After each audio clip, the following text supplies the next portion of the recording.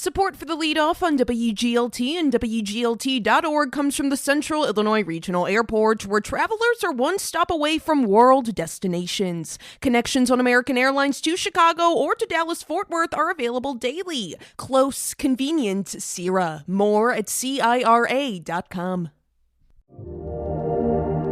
After years of sustained complaints, some residents at Phoenix Towers in Bloomington are hoping to take matters into their own hands. That's one of the things you need to know to start your day for Wednesday, July 31st. I'm Ryan Denham, and this is WGLT's The Leadoff. Now let's lead off with a gift that has stood the test of time at Heartland Community College. WGLT's Eric Stock reports. Heartland Community College's new agriculture complex is barely 6 months old, but now has a link to the area's rich farming history. Dave Bishop is a farmer and agriculture instructor at Heartland. He says a 1927 McCormick Deering tractor was collecting dust at his grandfather's farm in East Peoria for close to 70 years. So Bishop decided to donate it. I had the honor of being part of this development of this ag complex, and I had the chance to teach here for a number of years. And it just felt like this was the appropriate place to put it. Ag engineering students at Lincoln High School worked over the last 3 years to restore the near-century-old tractor. It now sits just outside of Heartland's agricultural lab building. Bishop says he hopes the tractor display will help Heartland's ag students gain perspective on how much can change in 100 years. Heartland Provost Rick Pierce notes that tractor was considered cutting edge at the time. And it represented at the time of its purchase real advances in agricultural technology, which may be surprising to you once you see that mail.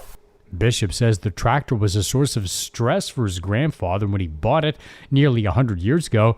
He was used to plowing his field with horses. With a reporting from student reporter Colleen Holden, I'm Eric Stock. Here are some other stories we're following in the WGLT newsroom. Normal police say they've arrested a juvenile male on attempted murder charges in connection with a shooting on Traders Circle in North Normal earlier this month. The victim in that incident was critically injured. The FBI field office in Springfield, which oversees operations in Bloomington Normal, has a new special agent in charge. Christopher J.S. Johnson was previously an inspector at FBI headquarters in Washington. And the Illinois State Fair begins next week in Springfield. There'll be grandstand concerts from Lil Wayne and Smashing Pumpkins, free concerts from Gin Blossoms and Lily Rose, and $85 million in improvements to the grounds. You can find more on these stories at WGLT.org. Tenant complaints at Phoenix Towers in Bloomington have been ongoing for years. Things like bugs, drugs, or shrugs from officials about those issues.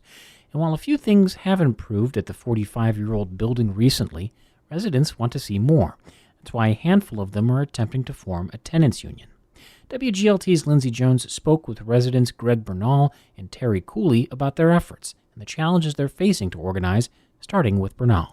And it's true, one voice isn't going to carry anything, but when you start banding people together and we come together, yes, we can make a difference because we stand together. We're not knocked over so easily, And that's what people need to understand, Yes, we're forming this committee because, people were afraid to come out and say anything. We had a gentleman that used to live here, Jeff. He was very politically, but, he got a lot of flack from the office because, he was outspoken about things going on here. And, you got to be. I mean, regardless, if they're going to come at you, they're going to come at you, but you got to make change. Can you tell me a little bit about how you found out about, the formality of getting 5 people together and being recognized by HUD? Well, I started it back in January. Actually, we started it last year when we got the paper going, when we read the report, and it kind of died out a little bit, but in January and February, we had the flooding, we had a couple of issues going on, and we decided that, it was time to form a council to make some of the changes around here and make things better because we did have a bug problem. We do have a serious drug problem here in the building that we're trying to eliminate. And just some issues with, management that, we'd like them to conform with us, make living a little easier for us. We are the ones who live here. Is there strength in numbers? Is that kind of the thought? We're still in the beginning stages, but from what I've read so far and through these webinars we've been doing, we need a minimum of 5 people. Otherwise, HUD won't accept us as a board. So that's probably maybe why the other one that Greg was talking about a couple years ago didn't go through. They didn't have 5 people. Do you feel like it's been difficult to get 5 people to commit? I think most people tell me they're afraid of management, repercussions for management. Retaliation. A lot of people have told me since they came to the first meeting that the people in the office changed how they were talking to them and dealing with them. Have you experienced that? I've experienced them spending a lot more time coming up to my apartment, yeah. But obviously, like, you feel that it's important to continue doing this regardless of if there's any difference in treatment. If we can get the 5 people to do this, for me, it doesn't make sense if we can't get the 5 people and have HUD approve us, because then we got access to grants and a lot of other stuff. And HUD would actually help us more, not because they're not really doing anything right now. How are you going to find the 5th person? Well, knocking on doors.